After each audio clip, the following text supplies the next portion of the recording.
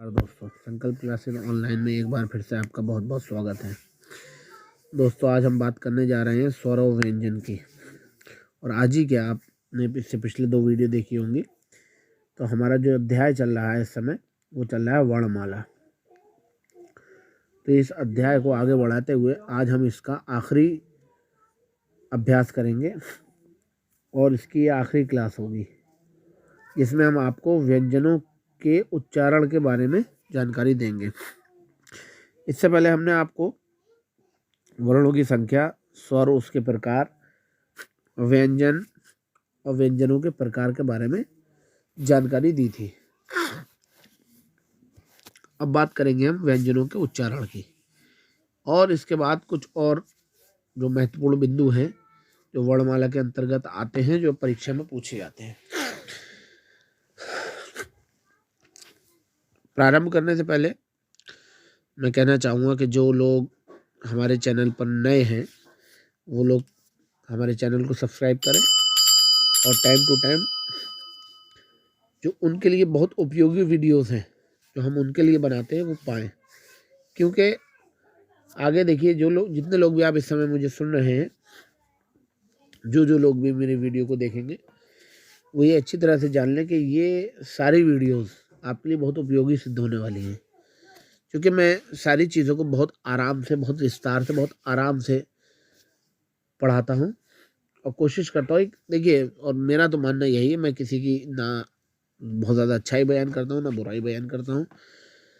इसलिए चूँकि टीचर कोई भी हो, अध्यापक कोई भी हो, पढ़ाने वाला व्यक्ति कोई भी हो, वो हमेशा अच्छे से अच्छा ही पढ़ाना चाहता है। क्योंकि कोई भी व्यक्ति खराब नहीं पढ़ाना चाहता। अगर वो खराब पढ़ाएगा तो जाहिर सी बात है उसकी पढ़ाई, उसका पढ़ाना, उसका सिखाना वो व्यर्थ हो जाएगा। तो हर अध्यापक, हर टीचर, हर पढ़ाने वाला, हर लेक्चरर यही चाहता है कि वो जो भी बोले बिल्कुल सटीक बोले, और जो भी सिखाए वो बिल्कुल अच्छा सिखाए, और जो भी पढ़ाए बेहतर से बेहतर पढ़ाए। अच्छे से अच्छा पढ़ाना ही उद्देश्य होता है हर अध्यापक का, हर टीचर का। तो लिहाजा मैं तो यही कहता हूँ कि जितने भी चैनल हैं यूट्यूब पे, आप किसी भी चैनल से पढ़ाई करें, लेकिन दिल लगाकर पढ़ाई करें, आराम से पढ़ाई करें। आपको जिससे सबसे ज़्यादा समझ में आता है उससे पढ़ाई करें। मेरे चैनल से पढ़ाई करें या दूसरे किसी चैनल से पढ़ाई करें, मेरे चैनल को भी सब्सक्राइब करें। तो और मेरा तो उद्देश्य यही रहता है कि मैं ज़्यादा से ज़्यादा आपको कंटेंट दे सकूं और अच्छे से अच्छा कंटेंट दे सकूं। इस समय जो वर्णमाला का जो अध्याय मेरा चल रहा है, मैं गारंटी देता हूँ इस बात की कि जितना मैं इन 3 क्लासेस में आपको पढ़ा रहा हूँ, तो इससे कहीं भी बाहर क्वेश्चन नहीं आएगा। यूपी के अंदर तो कम से कम किसी भी परीक्षा में इससे बाहर क्वेश्चन नहीं आने वाला। और इसके अलावा कुछ क्वेश्चन में करीब 100 क्वेश्चन से ज़्यादा का एक संकलन, 100 नहीं भी अगर होंगे तो 60, 70, 80 क्वेश्चन का ऐसा संकलन दूंगा जो यूपी की प्रमुख परीक्षाओं में पिछले वर्षों में, खास तौर से 10 वर्षों में, नहीं तो मेरी कोशिश जाएगी पिछले 15 से 20 वर्षों में जो क्वेश्चन आए हुए हैं, या इसके अलावा और जो अन्य महत्वपूर्ण, चूँकि पहले का सिस्टम और था और अब पिछले 2, 3, 4 सालों से चीज़ें बदल रही हैं। पाठ्यक्रम तो वही है, लेकिन चीज़ें और लोगों के सोचने का और एग्जामिनर्स के सोचने का नज़रिया बदला है। तो बहुत से नए शब्द भी जो है परीक्षा में जोड़े जा रहे हैं। तो इसलिए जो है नई चीज़ें भी उसमें होंगी कुछ। तो इसलिए जो है हमारे ये चैनल आप लोग के लिए, आप लोगों के लिए बहुत उपयोगी है। तो हमारे इस चैनल को सब्सक्राइब करें, आगे शेयर करें अपने फ्रेंड्स के साथ, अपने कलीग्स के साथ, अपने दोस्तों के साथ। तो और ज़्यादा से ज़्यादा लाइक करें और कमेंट्स करें, क्योंकि अगर आप जो कमेंट करेंगे वो हमारे लिए बहुत महत्वपूर्ण होगा। उन कमेंट्स के ज़रिए से ही हम आगे, और अगर आप चाहते हैं किसी विशेष विषय पे कोई वीडियो, तो उससे विशेष विषय पे हम वीडियो बनाएंगे। ठीक है, तो शुरू करते हैं। देखिए, कल हमने बात की थी सामान्यतः व्यंजन के प्रकार कितने होते हैं। सामान्यतः व्यंजन के 6 प्रकार होते हैं। तो ये तो हमने आपको बता दिया था, स्पर्श व्यंजन, अनुनासिक, अंतस, ऊष्म, उत्क्षिप्त और संयुक्त व्यंजन, 6 प्रकार के व्यंजन होते हैं। तो ये तो एक अलग तरीका हो गया व्यंजन का, ठीक है। और जो है, लेकिन व्यंजनों का जो उच्चारण होता है, प्रमुख जो है प्रमुखता, इस टॉपिक से क्वेश्चन बहुत ज़्यादा पूछे जाते हैं। ठीक है, क्या आप सुनिए। व्यंजनों का जो उच्चारण है, उच्चारण की दृष्टि से व्यंजन 8 प्रकार के होते हैं। याद रखिएगा, सामान्यतः व्यंजन 6 प्रकार के होते हैं। अगर क्वेश्चन पूछेगा व्यंजन कितने प्रकार के, तो आप यही कहिएगा 6 प्रकार के। लेकिन अगर वो ये कहता है कि उच्चारण की दृष्टि से व्यंजन कितने प्रकार के होते हैं, तो उच्चारण की दृष्टि से व्यंजन 8 प्रकार के होते हैं। ठीक है, उच्चारण स्थान की दृष्टि से हिंदी व्यंजनों को 8 वर्गों में विभाजित किया गया है। दैट इज ठीक है। अच्छा, अब आगे की बात करते हैं। कौन कौन से? कंठ व्यंजन, तालव्य व्यंजन, मूर्धन, दंत, ओष्ठ, दंतोष्ठ, वत्स और स्वतंत्र मुखी।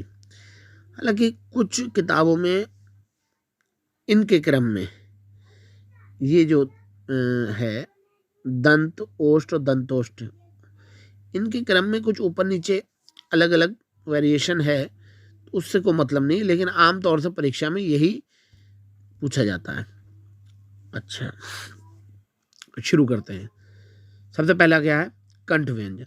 देखिए होता क्या है, सामान्यतः हम जो भी अपने मुंह से बोलते हैं, इवन अभी समझिए एक हिंदी ही नहीं, हिंदी भाषा ही नहीं, हमारे भारत में बोली जाने वाली भाषाएं ही नहीं, बल्कि पूरे संसार में हम पूरी मानव जाति की बात कर रहे हैं।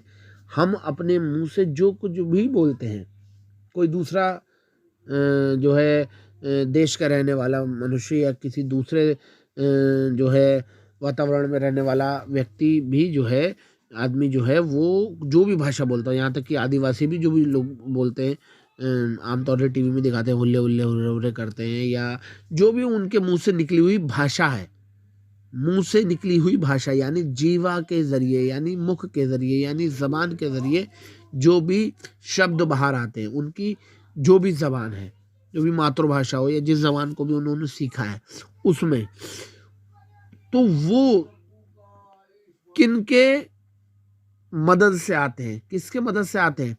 मुख के, दांतों के, जीवा के यानी जबान के, गले के, कानों के, सर के, यानी अंदर जो हम जो शब्दों का उच्चारण करते हैं। ठीक है, अब हम अपनी भाषा की बात करते हैं। ये तो मैंने बात की पूरे संसार की, कि इंसान कुछ भी बोलता है तो जाहिर सी बात है मुंह सबके पास समान है, जबान है, जीभ है, और जो है दांत है, गला है, सबके पास समान है, कान है। ठीक है लेकिन अब हम अपनी भाषा की बात करते हैं। जैसे हमने का बोला, खा बोला, गा बोला, या बोला, तो ठीक है, ये सारे शब्द जो हैं कहीं ना कहीं हम अपने जो हेड है, हमारा सर जो है, इसके अलग अलग अंगों का उपयोग करते हैं। हमें बाकायदा महसूस नहीं होता, हम उसको फील नहीं करते हैं कभी भी, अरे इसमें क्या उपयोग हुआ, उसमें क्या हुआ, कभी फील करने की कोशिश नहीं करते, मगर उपयोग होता है।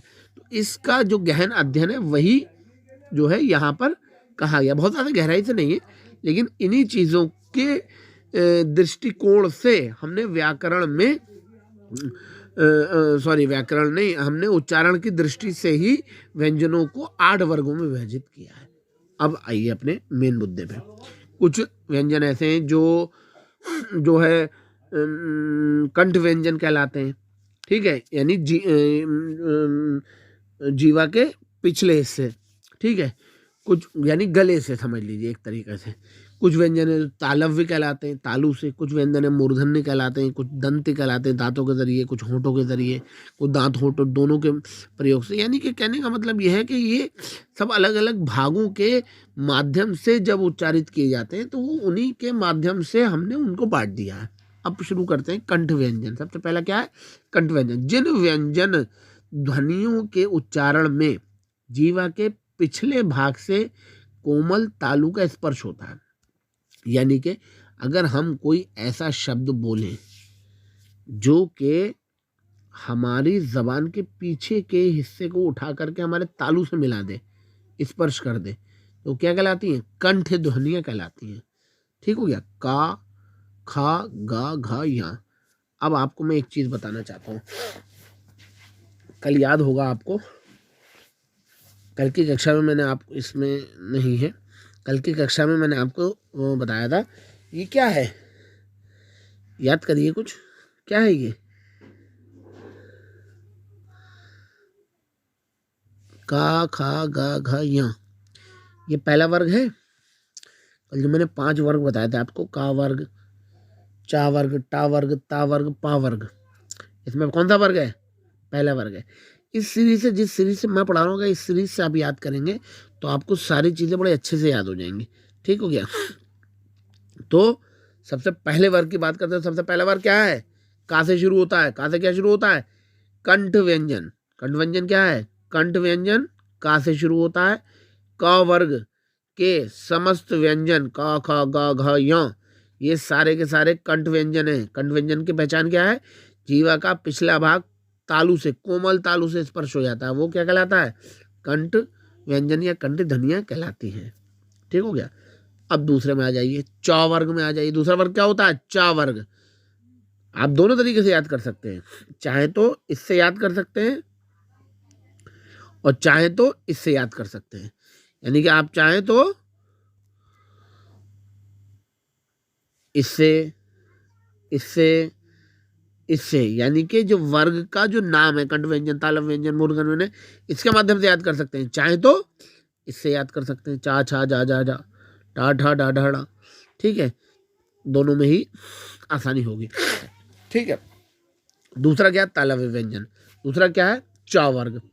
तो दूसरा वर्ग चा वर्ग, चा, छा, जा, झा, यों, जिन व्यंजनों के उच्चारण में जीवा का अग्रभाग कठोर तालु को स्पर्श करता है।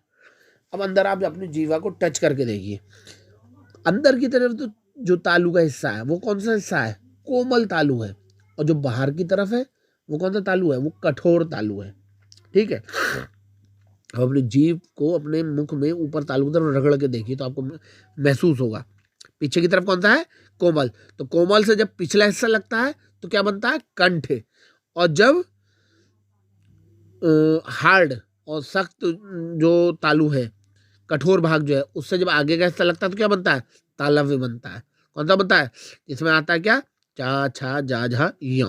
लेकिन इसमें 2 व्यंजन और भी हैं। कौन सा? शा और या। ये याद रखिएगा, याद करने की बात है। क्या क्या है? 2 व्यंजन और, शा और या। तो इस तरह से चा, छा, जा, झा, या और शा और या भी जो है तालव्य व्यंजन में आता है। मुंह से बोल के देखिए एक बार, चा, छा, जा, झा, या, शा, या। ये 7 व्यंजन जो है कहाँ मिल रहे हैं? क्या कर रहे हैं? जीवा के अगले हिस्से को कठोर तालु से टच कर रहे हैं। क्या होगा? ये तालव्य व्यंजन हो गए। ठीक है? अब मूर्धन्य की बात करते हैं। तीसरा क्या? मूर्धन्य। अगले अगले वर्ग में आ जाइए। अगला वर्ग क्या है? अगला वर्ग कौन सा है? अगला वर्ग है,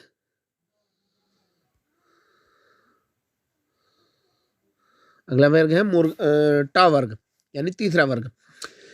यहाँ क्या कह रहा है? कठोर तालु के मध्य का भाग मूर्धा कहलाता है। यानी कि जो कठोर तालु है हमारा, उसके मध्य का भाग मूर्धा कहलाता है। जब जीवा की उल्टी हुई नोक का निचला भाग मूर्धा से स्पर्श करता है, ऐसी स्थिति में उत्पन्न ध्वनि को मूर्धन्य टा। अब आप बोल के देखिए कहना क्या चाह रहा हूं। तो आप बोलेंगे टा। देखिए जबान आपकी एंकल हो गई, पलट गई, समझ गए? जो वो यही कहना चाह रहा है। जीवा की उल्टी हुई नोक का निचला हिस्सा क्या कर रहा है? देखिए, जीवा की उल्टी हुई नोक का निचला हिस्सा, निचला भाग मूर्धा से स्पर्श करता है। कठोर जो हिस्सा मैंने पहले बताया था, पिछले वाले में कठोर की बात हुई थी, तो यही जो कठोर तालु है, इसका जो मध्य भाग है वो मूर्धा कहलाता है। इसके मध्य भाग से ही जब जीवा की उल्टी हुई नोक का निचला भाग मिलता है, टा, ठा, डा, ढा, णा, ये सारे के सारे कौन से हो गए? मूर्धन्य व्यंजन। ठीक हो गया?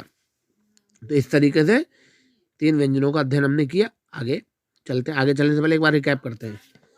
जीवा का पिछला हिस्सा जब कोमल तालु पे लगता है, कंठ व्यंजन, कंठ व्यंजन का, खा, गा, घा, यो, पहला वर्ग। दूसरा वर्ग चा, छा, जा, झा, यो, तालव्य। अगला हिस्सा कठोर तालु से लगता है, कौन सा बनता है? तालव्य। लेकिन इसमें जो दूसरा वर्ग है चा, छा, जा, झा, यो, इसके साथ शा और या भी शामिल हो जाएगा। 7 व्यंजन हो जाएंगे। फिर तीसरा क्या है, मूर्धन्य व्यंजन, कठोर तालु के मध्य भाग से जब उल्टी हुई जीवा की उल्टी हुई नोक का हिस्सा लगता है, टाठा डाढ़ा अड़ा, तो ये कौन सा हो जाएगा, मूर्धन्य व्यंजन हो जाएगा। अच्छा आगे चलते, दंत व्यंजन। अब आ जाओ अगला चौथा वर्ग, कौन सा चौथा वर्ग, ता था दा धा ना, लेकिन यहाँ पे ना को यहाँ से हटा दीजिए, सा को डाल दीजिए यहाँ पे, ठीक है।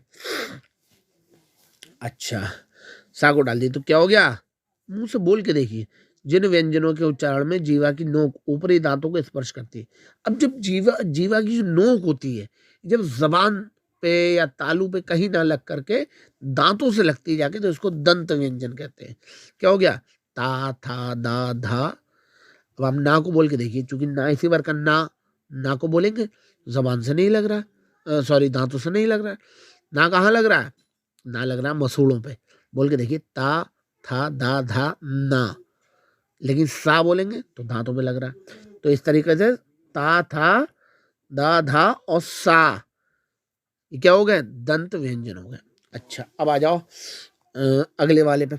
अगला वर्ग क्या है, पा फा बा भा मा, ये ओष्ठ व्यंजन हो गया। तो क्या हो गया, जिन व्यंजनों के उच्चारण में दोनों होठों यानी ओष्ठों द्वारा श्वास का अवरोध होता है, यानी कि वो हवा को रोकते हैं, ओष्ठ व्यंजन कहलाते हैं। क्या, बोल के देखिए, पा फा बा भा मा, यानी कि जो हमारे पेट में हमारे गले में जो हवा बन रही है, जो मुंह में मुख में हवा है, उसको रोक रहा है, हवा भर जा रही है। बोलिए, बोल के देखिए, पा, हवा भरी हुई थी, वो जब आपने पा बोला, बोलने के बाद जब रुके तब निकली वो हवा। पा फा बा भा मा, क्या क्या, पा फा बा भा मा, ये पांचों कौन से हो गए, ये हवा का अवरोध कर रहे हैं, हवा का अवरोध कर रहे हैं, हवा को बाहर नहीं निकलने दे रहे हैं, और दोनों होठों की सहायता से ही इनका उच्चारण हो रहा है। क्या हो गए, ओष्ठ व्यंजन। अच्छा अब एक रिकैप मैं करवाता हूँ आपको, क्या बहुत मजेदार तरीका, इन 5 व्यंजनों को याद करने का तरीका सुनिए।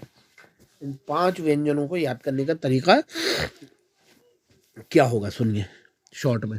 5 वर्ग हैं, जैसा कि आपको मैंने ऊपर पढ़ाया था, पहले पिछली क्लास में पढ़ाया था। सामान्यतः व्यंजन 6 प्रकार के होते हैं, इसमें पहला व्यंजन क्या था, स्पर्श व्यंजन। 25 व्यंजन होते थे, का वर्ग, चा वर्ग, टा वर्ग, ता वर्ग और पा वर्ग। पांचों वर्गों के 5-5 व्यंजन मिला के 25 व्यंजन क्या होते थे, स्पर्श व्यंजन। क्यों होते हैं स्पर्श व्यंजन, क्योंकि ये मुख के किसी ना किसी भाग से स्पर्श करते हैं। यही 5 व्यंजन जो हैं, कोई तालु से कर रहा है, कोई कोमल तालु से कर रहा है, कोई कठोर तालु से कर रहा है, कोई मूर्धा से कर रहा है, कोई दांतों से कर रहा है, कोई होठों से कर रहा है, तो ये सारे के सारे कौन से व्यंजन हो गए, ये सारे के सारे स्पर्श व्यंजन हो गए। इन्हीं को उच्चारण की दृष्टि से जो है अलग अलग भागों में बांट दिया गया। जो जो कठोर तालु से कर रहा है वो तालव्य हो गया, जो कोमल तालु से कर रहा है वो कंठ हो गया, जो मूर्धन्य से कर रहा है, मूर्धा से कर रहा है वो मूर्धन्य हो गया, जो दांतों से कर रहा है वो दंत हो गया, जो होठों से कर रहा है वो ओष्ठ हो गया। अब इनको सीरीज वार जब पढ़ते हैं तो बड़े अच्छे से याद हो जाता है। क्या, जो पहला वर्ग है का वर्ग, का वर्ग क्या हो गया, कंठ। चा वर्ग जो दूसरा वर्ग है वो क्या हो गया, तालव्य। जो जो टा वर्ग है तीसरा वर्ग, वो क्या हो गया, मूर्धन्य। जो ता है ता वर्ग क्या हो गया, दंत। और जो पा है पा क्या हो गया, पा वर्ग क्या हो गया, ओष्ठ। पांचों की सीरीज बना लीजिए, का वर्ग कंठ, चा वर्ग तालव्य, टा वर्ग मूर्धन्य, ता वर्ग दंत, पा वर्ग ओष्ठ। देख लीजिए फिर से एक बार रिपीट करता हूं, कंठ का वर्ग, तालव्य चा वर्ग, मूर्धन्य टा वर्ग, दंत ता वर्ग, ओष्ठ पा वर्ग। अब इसमें से एक फर्क बस है, क्या, देखिए एक डिफरेंस है बस खाली, क्या, जब आप तालव्य में जाएंगे यानी कि चा वर्ग में दूसरा वर्ग जो, उसमें शा और या को ऐड कर देंगे, ठीक हो गया। और जब आप दंत में आएंगे तो ना को हटा करके सा डाल देंगे, ठीक है। 5 आपके व्यंजन तैयार हो गए। तो इसको तुलनात्मक रूप से पढ़िए। मैंने हमेशा क्लास में बताया है, पिछली क्लासेस में भी मैंने बताया है कि किसी भी चीज़ को तुलनात्मक रूप से जब आप पढ़ेंगे तो बहुत अच्छे से आपको अच्छे से तैयार हो जाएगा। तुलनात्मक रूप से पढ़िए। क्या? पहला वर्ग कंठ व्यंजन, दूसरा वर्ग तालव्य व्यंजन, तीसरा वर्ग, दोनों चीजों को अलग अलग पढ़ के चलिए। कंठ कौन कौन से हैं, तालव्य कौन कौन से, मूर्धन्य कौन कौन से, दंत कौन कौन से, ओष्ठ कौन कौन से, इस चीज को अलग जहन में रखिए, अलग तरीके से दिमाग में रखिए। और तालव्य होता क्या है, कंठ होता क्या है, मूर्धन होता क्या है, दंत होता क्या, ओष्ठ होता क्या है, इसको अलग रखिए। दोनों चीजों को अलग अलग रखिए। परीक्षा में आपको दोनों एक हो जाएंगे, कोई दिक्कत नहीं है। ठीक है। पहले क्या, का वर्ग कंठ होता है, चा वर्ग तालव्य होता है, टा वर्ग मूर्धन होता है, लेकिन हाँ सॉरी, चा वर्ग तालव्य होता है लेकिन उसमें चा वर्ग के साथ साथ शा और या भी जुड़ जाएगा। टा वर्ग मूर्धन होता है, ता वर्ग दंत होता है, और ओष्ठ जो है पा वर्ग होता है। लेकिन जो ता जो है, ता वर्ग जो है, जो दंत है, जो दंत व्यंजन है, उसमें ना नहीं है, ना की जगह सा आ जाएगा। तो ये थोड़ा सा चेंज है। अब आपको उसको अलग अलग आपको याद कर लीजिए। भैया कंठ क्या होता है? कंठ वो होता है जिसमें जीवा का पिछला भाग कोमल तालु से टच होता है। कंठ व्यंजन का से हो गया, का वर्ग हो गया। जिसमें अग्रभाग, जीवा का अग्रभाग कठोर तालु से टच होता है, वो तालव्य हो गया, वो चा वर्ग हो गया, दूसरा वर्ग। तीसरा वर्ग क्या है? टा वर्ग। टा वर्ग में क्या है? टा वर्ग मूर्धन होता है, जिसमें मूर्धा से जीवा की उल्टी हुई नोक टा ठा डा ढा ड़ा, मुंह से बोल के पता चल जाएगा, वो मूर्धन हो गया। ठीक है। जो दांतों से टच हो जाए वो दंत हो गया। ताथा दाधा ना नहीं है, सा आएगा। जो जो जो होठों से टच हो जाए वो पाफा बाबा माँ, वो ओष्ठ व्यंजन हो गया। अब आगे आ जाओ। जिन व्यंजनों का उच्चारण निचला होठ दांतों को स्पर्श करता है, जैसे वाह, केवल एक ही व्यंजन है जो दंतोष्ठ है। कभी कभी पूछ लेता है एकमात्र वो व्यंजन जो दंतोष्ठ है वो कौन सा है? वाह। क्या?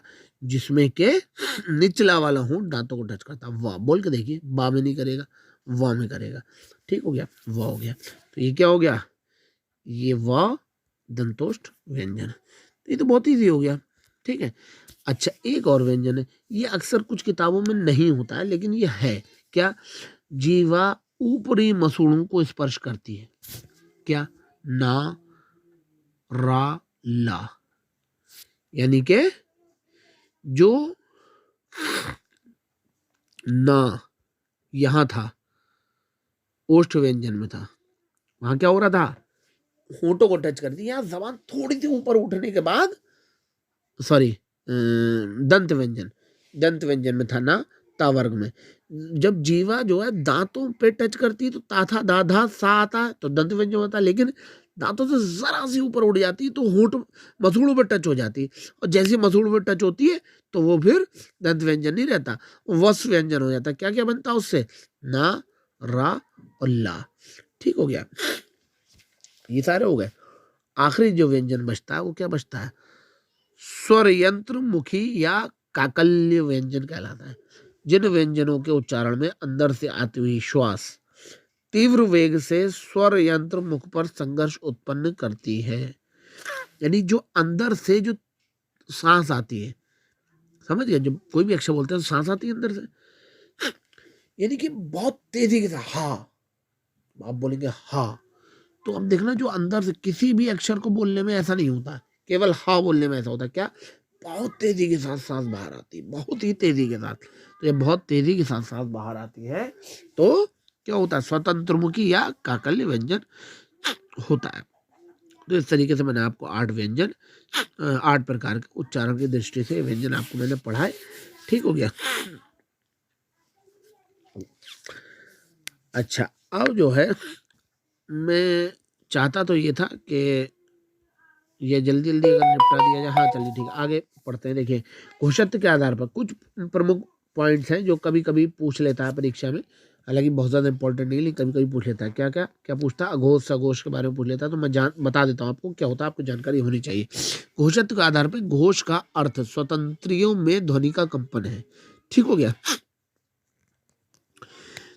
स्वर तंत्रियों में, सॉरी, यानी कि जो स्वर हम बोलते हैं, तो इस बोलने में, समझे, इस बोलने में जो कंपन होता है, समझ गए, उसको घोषित के आधार पर बांटा गया है। क्या? कुछ व्यंजन है घोष और कुछ है अघोष, समझ गए। और जो घोष होते हैं उनको सघोष भी कहते हैं, इसलिए अघोष और सघोष भी इनको कहा जाता है, और घोष और अघोष भी कहा जाता है। अब क्या है? अघोष, जिन व्यंजनों के उच्चारण में स्वर तंत्रियों में कंपन ना हो वो क्या कहलाते हैं? अघोष कहलाते हैं। कोई घोष नहीं होता, कोई कंपन नहीं होता, वो क्या कहलाते हैं? अघोष कहलाते हैं। समझ गए? यहाँ पे लिखा भी है, देखिए ये लिखा है, देखिए, घोष का अर्थ स्वर तंत्रियों में ध्वनि का कंपन है, यानी कंपन होना घोष होता है यानी सघोष, और कंपन ना होना क्या होता है? अघोष होता है। ठीक हो गया? तो कंपन नहीं होता है वो अघोष होते हैं। जैसे कि नहीं, जिस कौन कौन से व्यंजन है अघोष? प्रत्येक वर्ग का पहला और दूसरा व्यंजन क्या होता है? अघोष होता है। ठीक है? का, खा, चा, छा, टा, ठा, ता, था, पा, फा, 5 वर्ग बताए थे मैंने कल। का वर्ग, चा वर्ग, टा वर्ग, ता वर्ग, पा वर्ग। 5 वर्गों का पहला और दूसरा व्यंजन क्या होता है? अघोष होता है। जिन व्यंजनों के उच्चारण में स्वर तंत्रियों में कंपन होता है वो क्या होते हैं? घोष होते हैं। इनको सघोष भी कहते हैं। और प्रत्येक वर्ग का तीसरा और चौथा और पांचवा वर्ण जो है क्या होता है? सघोष या घोष होता है। जैसे गा, घा, य, जा, झा, य, डा, ढा, ण। ठीक है? प्रत्येक वर्ग का तीसरा, चौथा और पांचवा। दा, धा, न, बा, भा, म। ठीक है? ये सारे के सारे होते हैं। ये हो गया, इसको याद कर लीजिए, कोई ऐसा मसला नहीं। प्राणत्व के आधार पर, अब यहाँ प्राण का अर्थ हवा से है, यहाँ भी मामला हवा का ही है। समझ गए? अल्प प्राण और महाप्राण, जिन व्यंजनों के उच्चारण में मुख से कम हवा निकले वो अल्प प्राण होते हैं। भाई कम हवा, भाई प्राण का अर्थ ही हवा है, यह कह रहा है। प्राण क्या है? हवा। प्राण का अर्थ ही हवा है, तो जहाँ पे कम हवा है वो अल्प प्राण, जहाँ पे ज्यादा हवा है वो महाप्राण। सीधी सी बात है, इसमें कोई समझने दिक्कत वाली बात ही नहीं। तो प्रत्येक वर्ग का पहला, तीसरा और पांचवा व्यंजन, यानी कि पहला, तीसरा और पांचवा, यानी कि उसने क्या करा? उसने दूसरा छोड़ दिया और चौथा छोड़ दिया। बहुत बढ़िया। क्या कह रहा? पहला, तीसरा और पांचवा व्यंजन क्या होता है? अल्पप्राण होता है। यानी कि हर वर्ग का है। कौन कौन से? का, गा, यो, चा, जा, यो, टा, डा, ण, ता, दा, न, पा, बा, म। ठीक है? क्या हो गया ये? अल्पप्राण। जिन व्यंजनों के उच्चारण में मुख से अधिक हवा निकले वो महाप्राण होते हैं। अधिक हवा वाले महाप्राण हो गए। प्रत्येक वर्ग का दूसरा और चौथा, ये है दूसरा और चौथा व्यंजन। जैसे कौन सा? खा, सॉरी गा नहीं, घा, छा, जा, ठा, ढा। दूसरा चौथा व्यंजन सारे वर्गों का, 5 वर्गों में से दूसरा और चौथा व्यंजन जो है वो क्या होता है? वो महाप्राण होता है। तो इस तरीके से याद कर लीजिए, ये कोई दिक्कत नहीं। तो दोस्तों इस तरीके से व्यंजन के प्रकार, स्वरों के प्रकार, व्यंजनों के उच्चारण, घोषित के आधार पर, प्राणत्व के आधार पर, ये सारी चीजें हमने कंप्लीट की। अब हम इससे संबंधित क्वेश्चन आंसर बहुत ही जल्द आपके सामने लेके हाजिर होंगे। और भैया देखिए, बहुत अच्छे से पढ़ाई करिए, मेरे चैनल पे करिए या किसी के भी चैनल पे करिए, लेकिन मैं यही कहना चाहता हूँ, अच्छे से और आराम से तसल्ली के साथ पढ़ाई करिए। जल्दबाजी में पढ़ाई नहीं होती है। हाँ, ये ज़रूर है कि जिन लोगों ने पढ़ा है तो वो रिवीजन तो जल्दी जल्दी किया ही जाता है, जल्दी जल्दी रिवीजन कीजिए। लेकिन जिन लोगों ने अच्छे से अभी नहीं पढ़ा तो और सबसे बड़ी बात, वर्णमाला एक ऐसा अध्याय है जिसको बहुत ही आराम से पढ़ने की ज़रूरत है, क्योंकि ये सारे के सारे कभी रटे नहीं जाते हैं। ये सारी की सारी वो चीज़ें हैं, स्वर और व्यंजन, ये वो चीज़ें हैं जो कि कभी रटी नहीं जाती हैं। इनको बहुत ही अच्छे से समझ समझ के याद किया जाता है, जिससे कि आपको जीवन भर ये याद रहे। और जीवन भर से मतलब नहीं है भैया, हर परीक्षा में 2 से 3 क्वेश्चन इसमें पूछे जाते हैं। अगर किसी परीक्षा में हिंदी से सिर्फ 20 क्वेश्चन में पूछे जा रहे हैं, तब भी मेरी गारंटी है 2 क्वेश्चन वर्णमाला से होते हैं। किसी परीक्षा में 50 क्वेश्चन पूछे जा रहे हैं, जैसे कि अभी अभी आपका वीडियो री एग्ज़ाम होने वाला है और बहुत जल्दी होगा ये वीडियो री एग्ज़ाम जो होगा आपका, इसमें मेरी गारंटी कम से कम 4 क्वेश्चन, अगर वो 2 क्वेश्चन पूछता है समझिए पक्षपात करेगा वो वर्णमाला चैप्टर के साथ। मेरे हिसाब से कम उसको 4 क्वेश्चन पूछने ही चाहिए। अगर वो 4 क्वेश्चन नहीं पूछता है तो मैं उससे नाराज़ हो जाऊँगा। खैर नाराज़ होकर मैं करूँगा क्या, मुझे क्या पता कौन पेपर सेट करेगा। लेकिन मेरा कहने का मतलब ये है कि वर्णमाला से कम आपको आम तौर से मूलतः किसी भी परीक्षा में यूपी ट्रिपल एस सी की कोई भी परीक्षा होगी, आपको उसमें 4 क्वेश्चन, 3 से 4 क्वेश्चन वर्णमाला से मिलेंगे ही मिलेंगे। और भैया ये बहुत सीधे सच्चे क्वेश्चन बहुत सीधे सच्चे नंबर होते हैं। अगर आपने थोड़ा सा भी ढंग से इसको पढ़ लिया है तो आप यूपी ट्रिपल एस सी के किसी भी एग्जाम में वर्णमाला को गलत नहीं करोगे, अच्छे से करके जाओगे। और ये 4 नंबर आपके बहुत अच्छे और सच्चे होते हैं। पेट की परीक्षा में भी एक क्वेश्चन इसी से मिल ही जाता है 5 क्वेश्चन में से। ठीक हो गया। अच्छा, आगे की बात करते हैं। तो हमारे सामने फोकस्ड है इस समय वीडियो परीक्षा, पुनः परीक्षा री एग्ज़ाम 2018। जिन अभ्यर्थियों ने 2018 में फॉर्म भरा था वो तैयार हैं परीक्षा देने के लिए, रिवीजन कर रहे हैं। हमारे चैनल से रिवीजन कीजिए, क्योंकि हम आराम से भी पढ़ा रहे हैं, मगर ऐसा पढ़ा रहे हैं अगर आप इसको अच्छे से पढ़ेंगे तो आपका सारा रिवीजन भी हो जाएगा। ठीक है, हमारी कोशिश ये है कि वीडियो एग्ज़ाम से पहले काफ़ी कुछ पढ़ा दिया जाए। और हमने पहले फोकस हिंदी पे ही इसलिए किया है क्योंकि वीडियो री एग्ज़ाम करीब है, 2 महीने के अंदर में उम्मीद है होने की, इसलिए हमने हिंदी पे ज़्यादा फोकस किया है। क्योंकि वीडियो री एग्ज़ाम में हिंदी ही मेन सब्जेक्ट है। अगर जो बंदा हिंदी के 50 क्वेश्चन में से कम 45 क्वेश्चन प्लस नहीं कर पाया, उसका सिलेक्शन किसी हाल नहीं होने वाला है। सिर्फ उसका सिलेक्शन होगा जो बंदा 45 प्लस हिंदी में करके ले जाएगा। और हिंदी में 45 तभी कर सकते हैं जब हिंदी का गहन अध्ययन किया जाए। इसके अलावा रीजनिंग की क्लासेस भी हम कोशिश करेंगे आगे चलाने की। ठीक है, और बाकी जीके वगैरह तो हम आगे चलाएंगे ही। ठीक है, बाकी उसके अलावा अगर हमारा मेन, आपको बता था मेरा चैनल का मेन फोकस ही क्या है, UP triple S C PET अभी 2023। ठीक है, इसके बाद 2024 यही निरंतर चलता रहेगा। मैं किसी दूसरे एग्ज़ाम में फोकस ही नहीं करता हूँ। एसएससी, जीडी और लेखपाल और कानून को वगैरह वगैरह सारे चैनल जो सारे एग्ज़ाम्स, क्योंकि उन एग्ज़ाम्स में भी जो चीज़ें आती है तो वो सारी चीज़ें वही होती है कि जो पेट के लिए जो पढ़ाया जाता है वो भी अगर आदमी पढ़ लेता है तो बहुत काफ़ी कुछ उसमें मटेरियल होता है पढ़ने के लिए। कोई भी अध्यापक आपको पढ़ाएगा। अगर पेट की परीक्षा के लिए जो तैयारी कराई जा रही है उस तैयारी को करके भी अगर आप कोई एग्ज़ाम देते हो तो मैं बोलता हूँ कि सिलेक्शन नहीं भी हो रहा तो भी आप इतने नंबर ला सकते हो कि आप उसके अगली बार सिलेक्शन पा जाओगे। क्योंकि ये तो सब जानते हैं भैया, ये सपना देखना बेकार है कि कोई नया बंदा आया वो पहली बार एग्ज़ाम देते ही नौकरी उसको मिल जाए। क्योंकि देखिए ये सभी का अनुभव है भैया, 1 से 2 बार तो एग्ज़ाम देना ही पड़ता है। ठीक है, बाकी मैं आपको तोड़ नहीं रहा हूँ, डिमोशन नहीं कर रहा हूँ, आपको डिक्रीज करने की कोशिश नहीं कर रहा हूँ, लेकिन ये हकीकत बात है। आप कोशिश करिए, आपको दूसरी बार में सफलता मिलनी ही मिलनी है, ये मेरी गारंटी है। क्यों? क्योंकि पहली बार आपको अनुभव होता है और दूसरी बार आपको सफलता मिलती है। हाँ, जो लोग मेहनत नहीं करते उनको दूसरी क्या चौथी बार में भी सफलता नहीं मिलती, लेकिन जो लोग मेहनत करते हैं उनको पहली बार में अनुभव मिलता है, लेकिन दूसरी बार में हमेशा सफलता मिलती है। ठीक है, लेकिन अनुभव को सही से भुनाने की ज़रूरत होती है। खैर, मैं अपनी वीडियो को बहुत जल्द ख़त्म कर रहा हूँ, सिर्फ ये बात कहते हुए कि पैट 2023 मेरा टारगेट है, उसके लिए मुझे पूरा कोर्स पढ़ाना है।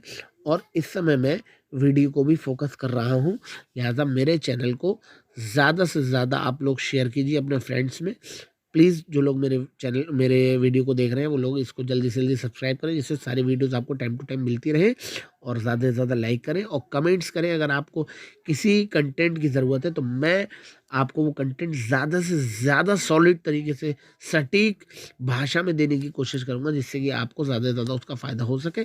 ठीक है, तो इसी के साथ मैं विदा लेता हूँ। जय हिंद, जय भारत।